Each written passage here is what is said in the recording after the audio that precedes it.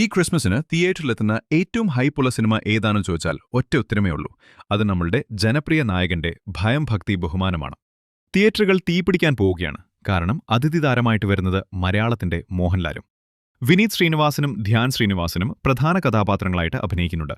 ചിത്രം റിലീസാകുന്നത് ഡിസംബർ 18 ഇതൊരു action, comedy, thriller ചേരുവകളുള്ള ഒരു മാഡ്നസ് എന്റർടൈനറാണ്. സിനിമയുടെ ടീസർ കഴിഞ്ഞ ദിവസം പുറത്തിറക്കിയിരുന്നു. പക്ഷേ വേണ്ടത്ര മികച്ച പ്രതികരണം ചിത്രത്തിന് ലഭിച്ചില്ല. ഈ ചിത്രത്തിന്റെ മറ്റൊരു പ്രത്യേകത മോഹൻലാലിന്റെ ടൈറ്റിൽ കാർഡാണ്. ദ കംപ്ലീറ്റ് ആക്ടർ എന്നുള്ള പഴയ പേര് മാറ്റിപ്പകരം ദ റിയൽ OG എന്നായിരിക്കും. എന്തായാലും ആരാധകർ ഏറെ പ്രതീക്ഷയോടെ കാത്തിരിക്കുന്ന ഈ ചിത്രം ദിലീപിന്റെ ഒരു കച്ചിത്തുരുമ്പ് കൂടിയാണ്. ഈ ചിത്രം നേരിടുന്ന മറ്റൊരു പ്രധാന വെല്ലുവിളി എന്താണെന്ന് വച്ചാൽ ഈ മാസം ഡിസംബർ 8 വരുന്ന നടിയെ ആക്രമിച്ച കേസിൽ ദിലീപിന്റെ കോടതി വിധിയാണ്. ദിലീപ് 8ാം പ്രതിയാണ് കേസിൽ. സിനിമ റിലീസായാൽ ദിലീപ് ജയിലിലായിരിക്കുമോ എന്നാണ് ആരാധകരുടെ സങ്കടം. എന്തായാലും കാത്തിരുന്ന് കാണാം. അടുത്ത അപ്ഡേറ്റ് വേഗത്തിലറിയാൻ കുടിക്കോ.